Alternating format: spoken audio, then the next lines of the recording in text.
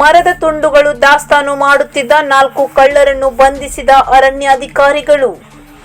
ಹಳಿಯಾಳ ತಾಲೂಕಿನ ಅಜ್ಗಾವದಲ್ಲಿ ಅತಿಕ್ರಮಣ ಜಮೀನಿನಲ್ಲಿ ಅಕ್ರಮವಾಗಿ ಸಾಗುವಾನಿ ಮರದ ತುಂಡು ದಾಸ್ತಾನು ಮಾಡುತ್ತಿದ್ದ 4 ಜನ ಅರಣ್ಯ ಕಳ್ಳರನ್ನು ಬಂಧಿಸುವಲ್ಲಿ ಹಳಿಯಾಳ ಅರಣ್ಯ ವಿಭಾಗದ ಸಿಬ್ಬಂದಿ ಯಶಸ್ವಿಯಾಗಿದ್ದು, ಅಂದಾಜು 3,50,000 ಮೌಲ್ಯದ ನಾಟವನ್ನು ವಶಪಡಿಸಿಕೊಂಡಿದ್ದಾರೆ.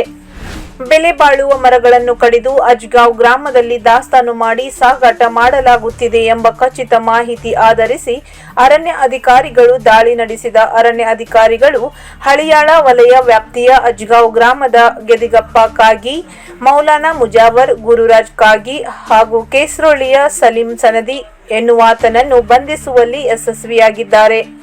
ಆರೋಪಿಗಳನ್ನು ನ್ಯಾಯಾಲಯಕ್ಕೆ ಹಾಜರುಪಡಿಸಲಾಗಿದೆ. ತಲೆಮರೆಸಿಕೊಂಡ 3 ಆರೋಪಿಗಳ ಪತ್ತೆಗಾಗಿ ಶೋಧ ಕಾರ್ಯ ಮುಂದುವರಿಸಲಾಗಿದೆ. ಅರಣ್ಯ ಅಧಿಕಾರಿ ಬಸವರಾಜ್ ಎಂ ಅವರು ಕಾರ್ಯಾಚರಣೆಯ ನೇತೃತ್ವವನ್ನು ವಹಿಸಿದರು.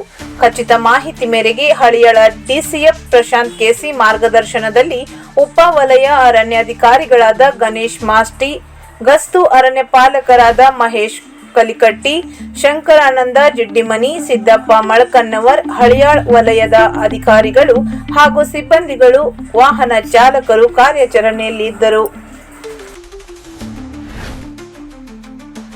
ದಾಂಡೇಲಿ ಹಾಗೂ ನಾಡಿನ ಸಮಸ್ತ ಜನತೆಗೆ ಗಣರಾಜ್ಯೋತ್ಸವದ ಹಾರ್ದಿಕ ಶುಭಾಶಯಗಳು.